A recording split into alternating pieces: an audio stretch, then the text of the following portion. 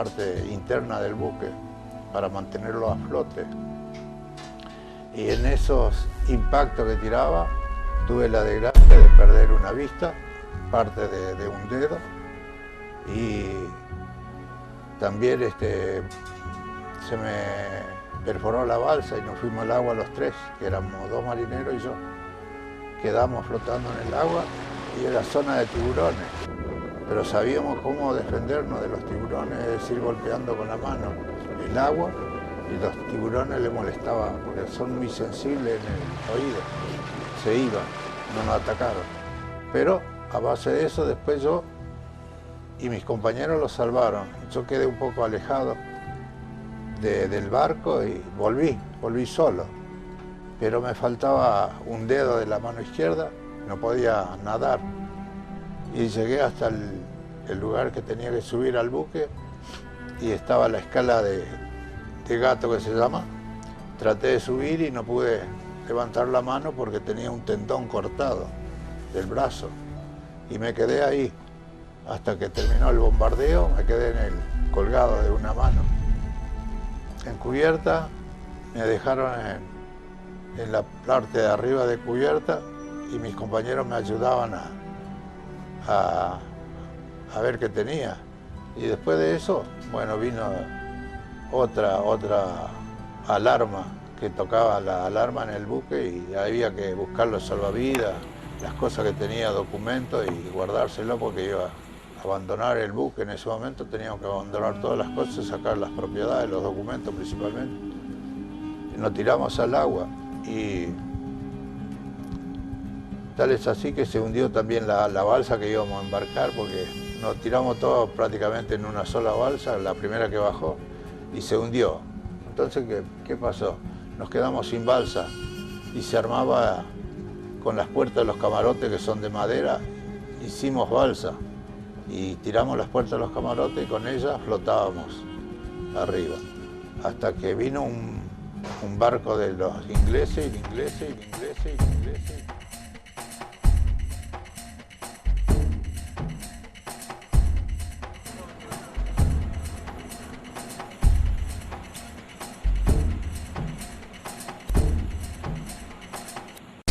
Subieron al buque y a su vez con aviones nos trasladaron a todos. Yo era uno de los heridos más graves que estaba, entonces me llevaron a mí primero al buque inglés. Esto ha pasado a culpa de la guerra, ¿no? Todo pasa, pero defendimos lo que era nuestro. Estábamos decididos a morir por la patria. Soy el capitán de navío retiro efectivo Aloy Pallarola, que durante 1982, en aquella época con el grado de capitán de corbeta, desempeñé como comandante del buque de transportes Isla de los Estados. El Isla de los Estados era un buque muy recientemente incorporado al Comando de Transportes Navales. Había sido comprado en España en diciembre del año anterior, así que unos pocos meses después fue destinado a Malvinas, y la tripulación, en particular, su responsabilidad civil, era gran conocedora de las islas, de sus bahías, de sus estrechos, y por su calado, era un buque que escalaba 6 metros de calado, era muy indicado para entrar en aguas poco profundas y amarrarse a los muelles chicos que existían en las islas. Ya antes de la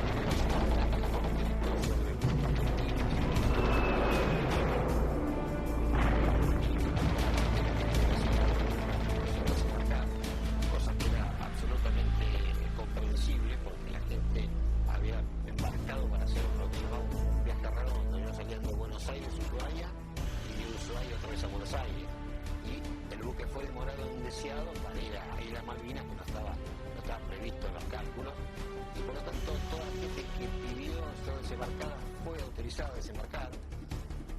La única condición que pusimos con Panigale, que era el capitán civil, y yo, que era el comandante militar del buque, fue que Transporte Naval nos proveyera el adecuado relevo de cada uno que quería desembarcar. Con lo cual, el buque lentamente fue transformando su tripulación en totalmente voluntarios. Nunca dejaron de llevar voluntarios desde el continente, de la Argentina, con lo cual se demostró de que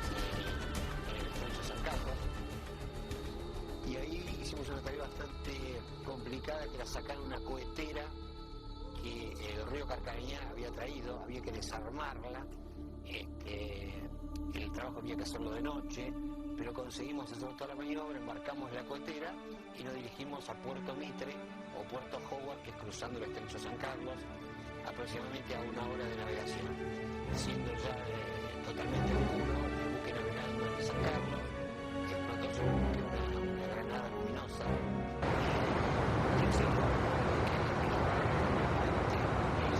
Puerto Mitre, al capitán Moreno, que estaba con nosotros, y no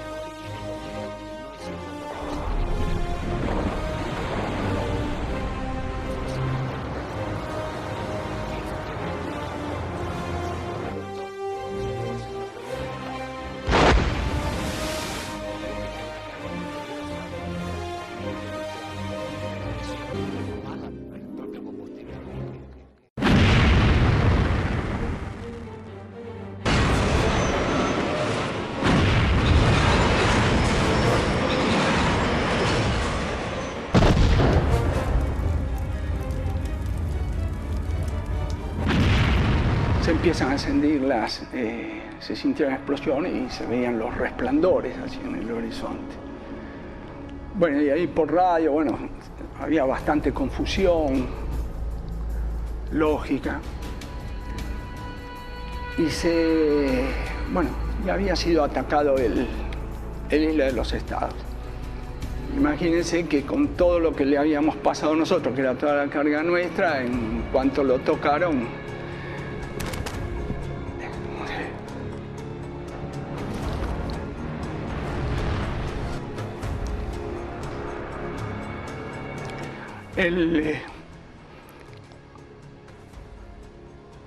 se desintegró el barco.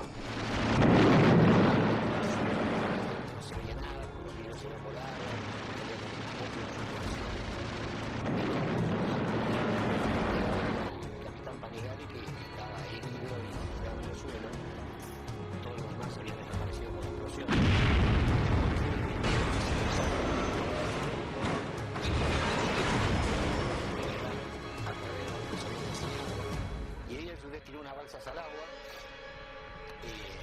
el primero que salta al agua es el marinólogo.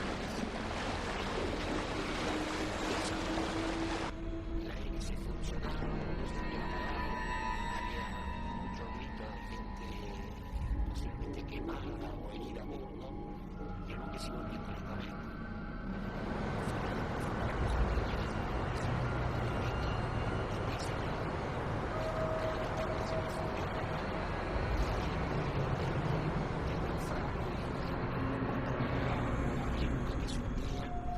Se acerca una balsa y me sacan del agua.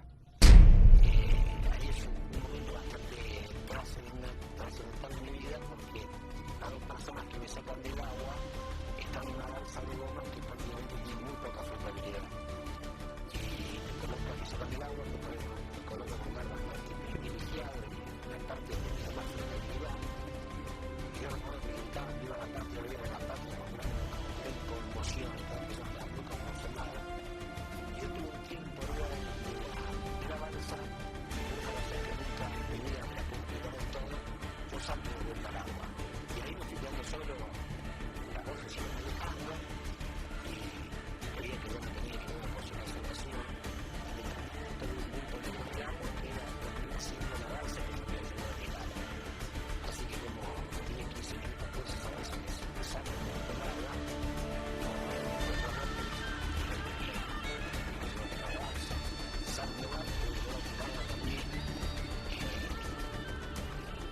La impresión que tenemos es que cuando él salta que sobre la hélice, el buque fue mutilado por la hélice, porque el cadáver Alberto Sandoval se encuentra tiempo después mutilado con la forma que lo dijo.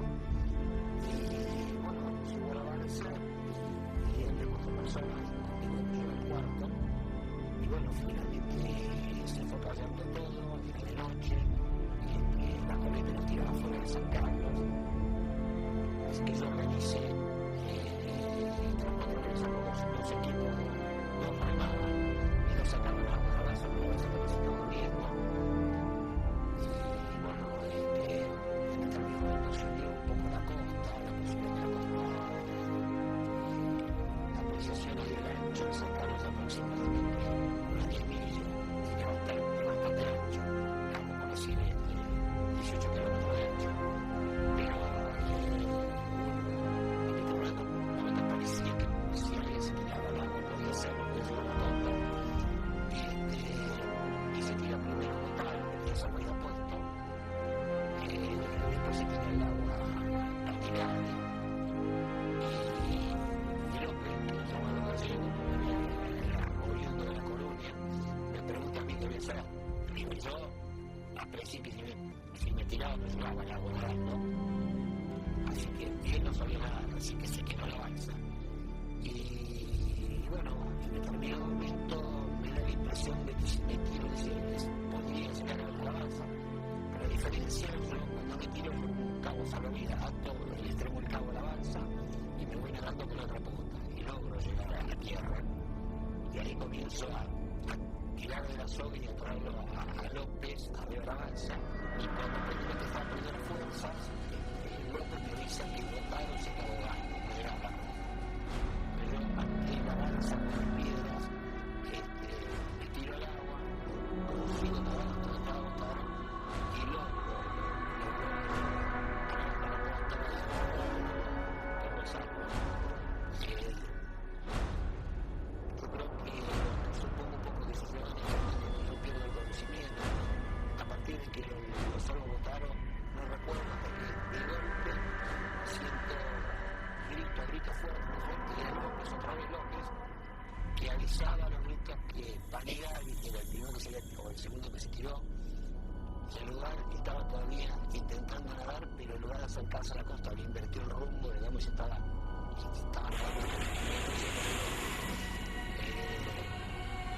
Bueno, yo tenía prácticamente más fuerza para que no encontrara donde entra López, más cerca de la costa, y ahí López se tiró sin llegar. Y en esa misma noche nosotros finalmente esa noche partimos en el Pompeya, y estamos en una prueba para publicar, pero no se podía, jamás no pudimos hacer una prueba ni nada para cubrirla. Y bueno, por suerte, al día siguiente divisamos una cabaña, ahí llegamos, y ahí tomo conocimiento cuando entro a la cabaña de que estamos en la isla Cisne. Es una isla que está en el centro de San Carlos, donde había unos grandes fajos de lana que decían Swan Island, o sea, isla Cisne en inglés. Y bueno, ahí nos sacamos la ropa mojada, nos armamos con unas arpilleras, nos vestimos con arpillera, parecíamos dos extraterrestres, y a partir de tuvimos el orden de los 6 días en ese lugar, y todos los días íbamos a la costa a ver si veíamos algo, hasta que finalmente un día divisamos un barquito chiquito, había un pequeño baño con un espejo roto, así que yo logré con ese pequeño espejo hacerle señales al barco, y era el Forrest, cuyo comandante era Capitán Molini, vio los reflejos y no vio nada. Y bueno, eso sucintamente mi participación en el conflicto y como comandante minero Santander. Tuve el honor de haber sido tripulante del buque Río Carcarañá, de la empresa Elma, que participó activamente en las operaciones de abastecimiento a las Islas Malvinas durante el conflicto. El Río Carcarañá era un barco carguero con comodidades para 12 pasajeros. Había sido construido en Yugoslavia en los años 60, a comienzos del año 60, coincidió la incorporación del río Carcarañá y sus otros buques gemelos a esa nueva etapa de la Marina Mercante Argentina. Capitán, dice, la Marina le encargó a la empresa a que aliste un barco que lo tenga listo para zarpar hacia Malvinas en cualquier momento, dice. ¿Qué barco es? No, va a ser el río Carcarañá. Ah, le contesté. Mejor todavía, son barcos que yo conozco hasta el último tornillo. Entonces ya armé el equipo básico paralelamente con máquinas, porque conmigo también embarcó Cenobi. En la mañana del día de zarpada, que fue el día 22 de abril, me avisan que tenía 5 pasajeros más y nos largamos hacia Malvinas. A las 3 de la mañana del día 26, crucé lo que se llamaba la zona de exclusión. Ya el 25 habían tomado, los ingleses habían tomado Georgias, ya estaba todo así. Bueno, nosotros llegamos el día 26. Mi situación era llegar a ese punto, determinado punto, y esperar órdenes. Llegué a ese punto a las 7:30 de la noche. Me comunico con el VHF, con la prefectura donde estaba, y me dice, vamos hacia allá, el guardacosta 83, dice, porque tenemos una información muy importante para darle. Efectivamente, a la hora sí cayó el guardacosta, era de noche, y alcanza con una larga vara un rollo. Y era un esquema del campo minado. O sea, la boca de Puerto Argentino estaba minada. Yo no tenía ninguna idea de que estaba minado. Si no me hubiese dicho nada, me metía en Puerto Argentino y pasaba por encima del campo minado. Nosotros llegamos el 26 de abril a Puerto Argentino, y de ahí se iban a comenzar las descargas, que fue muy lenta con el Isla de los Estados o con el Bahía Buen Suceso, y nos agarra el ataque del 1 de mayo sobre el aeropuerto de Puerto Argentino. Ahí nosotros estamos en la Bahía Grusac, frente al aeropuerto, el ataque del 1 de mayo a la madrugada con los Vulcan y luego con los Harrier un poco más tarde, y eso fue el 1 de mayo. Y bueno, esa mañana del 1 de mayo nos toma de sorpresa, primero el bombardeo de la madrugada por el Vulcan. 11:05, sigue la alerta roja, pero no hay novedades, no hay otro ataque, por lo menos por ahora no se ve que sea inminente. Ese es el Carcarañá que acaba de salir. ¿Qué es lo que está buscando hacer? Está tratando de protegerse porque estaba fondeado ahí en Puerto Grusac y estaba muy vulnerable a cualquier pasada de los aviones enemigos. Ya habíamos sorteado para la entrada a Puerto Argentino, como lo hicieron todos los barcos mercantes, habíamos sorteado el campo minado, que el buque Isla de los Estados, los mercantes del buque Isla de los Estados habían efectuado previamente, antes del 1 de mayo. Y luego nosotros vamos a operar dentro del estrecho de San Carlos para tratar de descargar toda la carga, lo que sí finalmente hacemos. Pero lo último que dejamos en Malvinas es la cuetera, precisamente, que iba para la defensa de Puerto Argentino. Cuando empieza el ataque, yo estaba en el Arenón en ese momento y estábamos mirando y parecía una película, porque se veían las baterías antiaéreas de Puerto Argentino disparar sobre las nubes, se veían las trasantes luminosas, no se entendía bien a qué era lo que les tiraban hasta que empezaron a aparecer los primeros aviones.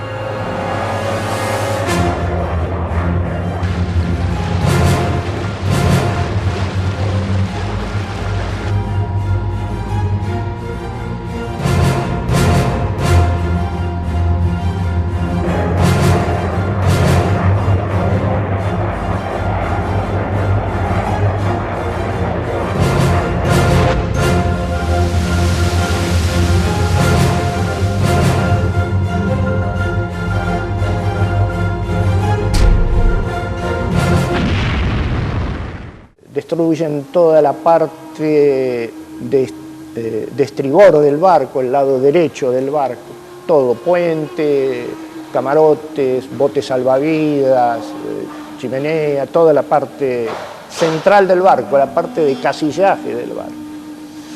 Y